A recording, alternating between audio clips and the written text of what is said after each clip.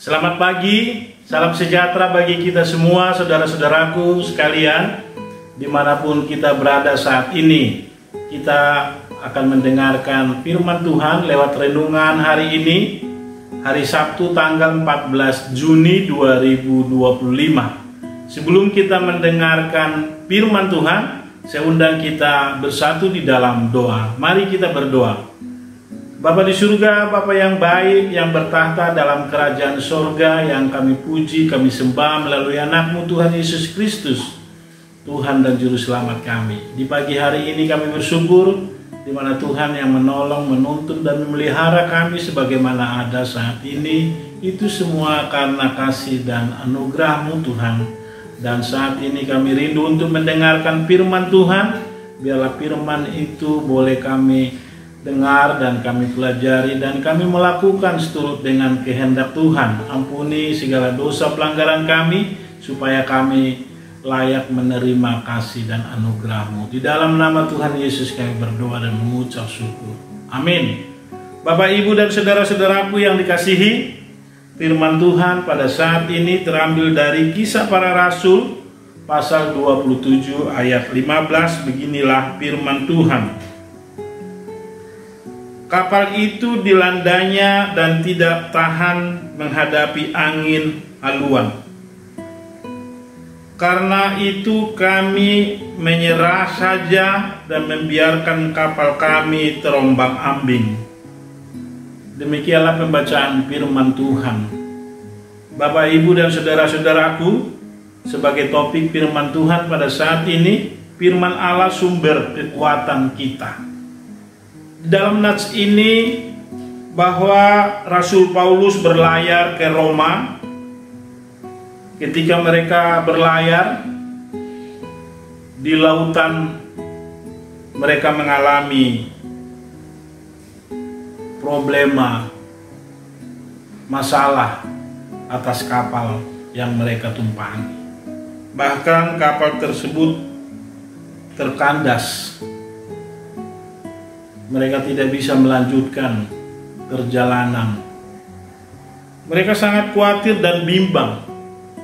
Tentu bagaimana perasaan setiap penumpang yang ada di kapal itu, tentu panik, gelisah, bahkan mereka teriak minta tolong supaya keadaan mereka itu bisa redah, bisa mereka mencapai tujuan yang mereka kehendaki.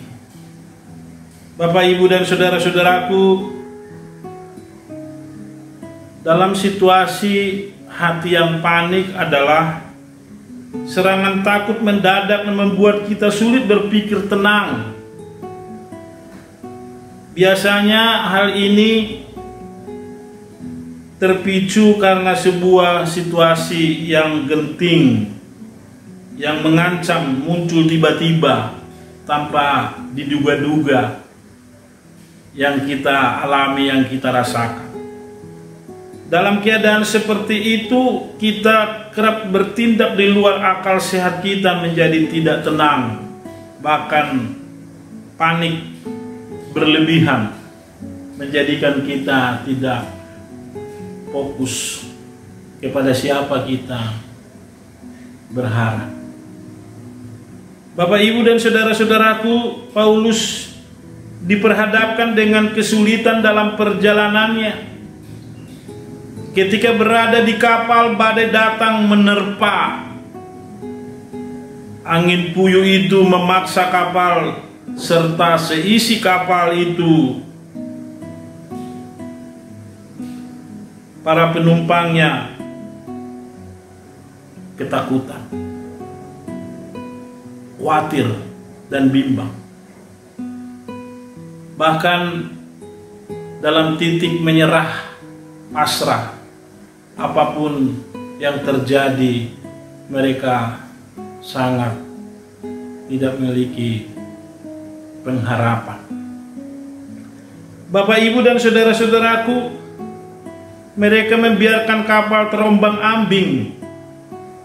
Badai itu sangat hebat sampai-sampai mereka terpaksa membuang muatan, bahkan alat-alat kapal ke laut untuk memperingan beban kapal yang ada di kapal tersebut.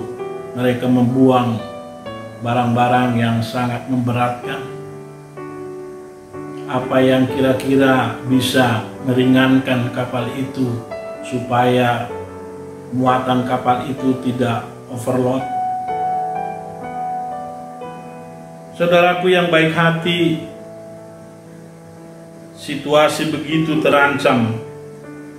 Matahari dan bintang pun seolah takut menyembunyikan diri, ingin badai terus menerpa teror ancaman yang saat itu dialami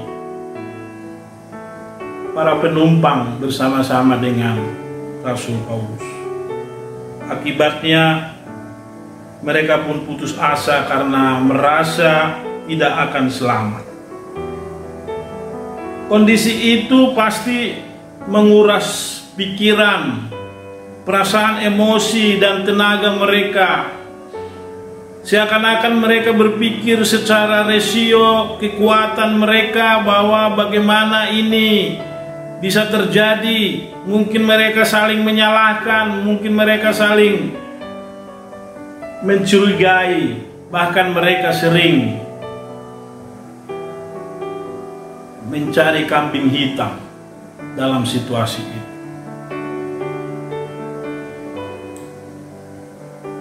Dalam situasi kondisi itu selama 14 hari mereka hanya menanti-nanti sampai menahan lapar, menahan kekhawatiran dan kebimbangan. Kalau kita bisa merasakan 14 hari, apa yang terjadi kalau kita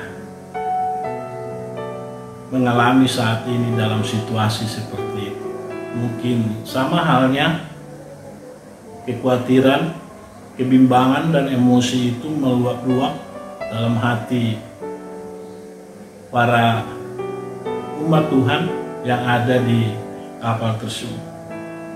Bapak, Ibu, dan saudara-saudaraku, itu sebabnya kita sebagai orang yang percaya, orang yang beriman, harus memiliki kepercayaan yang teguh, harus kuat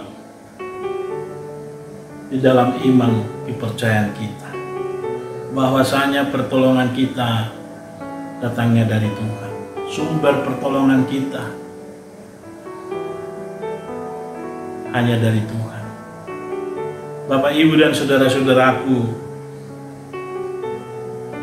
dari pengalaman Paulus kita melihat ada kekuatan firman Allah. Firman Allah yang mengalurkan energi pemenang, energi positif saat dia menghadapi masalah itu. Momen itu Paulus muncul. Ia mengumandangkan kedaulatan Allah, bahwa semua yang terjadi adalah atas izinnya Tuhan. Keyakinan Paulus akan firman Allah begitu menegarkan, menguatkan, menyegarkan umat Tuhan di dalam setiap hati orang yang berharap kepada Tuhan. Itu rahasia ketenangan dalam memberi nasihat. Ia mengambil roti, mengucap syukur, dan kemudian membagikannya. Di ayat 35, tindakan Paulus sungguh menguatkan banyak orang.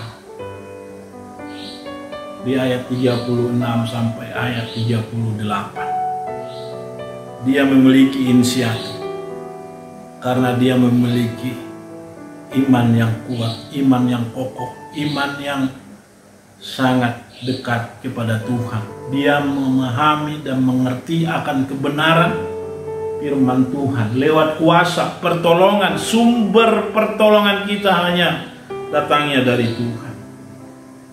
Firman Allah bisa memberikan kekuatan yang baru, kekuatan yang prima, kesehatan,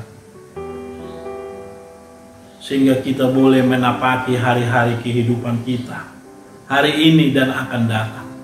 Begitu juga dengan kita Bapak, Ibu, dan saudara-saudara. Bagaimanapun gelombang kehidupan yang kita alami saat ini, dalam situasi, kondisi yang tidak menentu, menurut kita, seakan-akan tidak ada pertolongan, tidak ada solusi jalan keluar. Tapi saat ini firman Tuhan menguatkan hati saudara dan saya.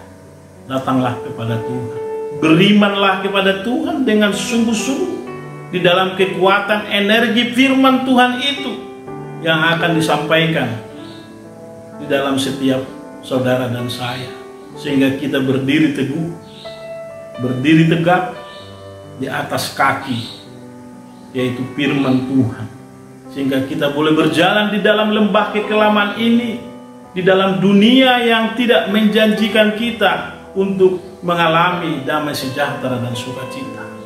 Tetapi Tuhan berjanji untuk menolong kita, menyertai kita. Walaupun situasi gelombang kehidupan ini yang menerpa kita, janganlah hendaknya kamu khawatir tentang apapun juga. Nyatakanlah segala doa dan permohonanmu dan ucapan syukur kepada Tuhan. Di Filipi 4. Biarlah damai sejahtera yang melampaui akal dan pikiranmu di dalam Kristus Yesus Tuhan dan Juru Selamat kita, yang menyegarkan kita supaya iman kita kokoh dan terus kita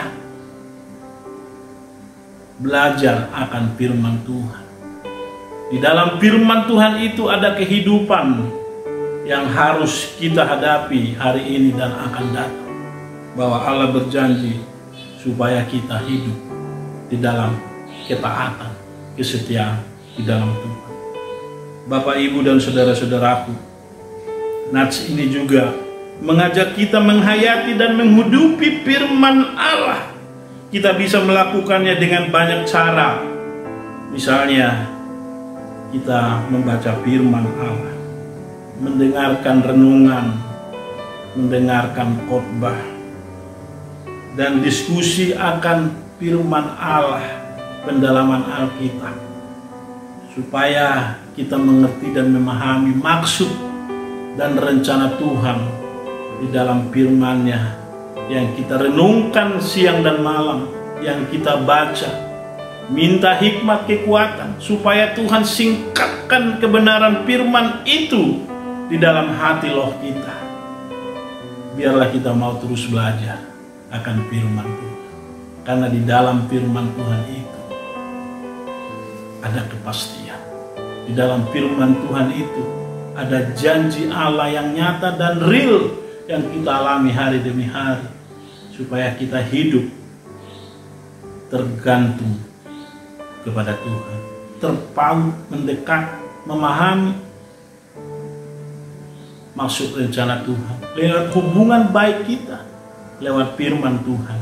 Biarlah kita puji, kita sembah Allah di dalam roh dan kebenaran, lewat puji-pujian kita, lewat kebenaran firman Tuhan, lewat renungan firman Tuhan, lewat khotbah yang disampaikan hamba-hamba Tuhan, dan diskusi pendalaman Alkitab itu. Semakin kita ada di dalam ruangan yang bersama-sama maju di dalam Tuhan.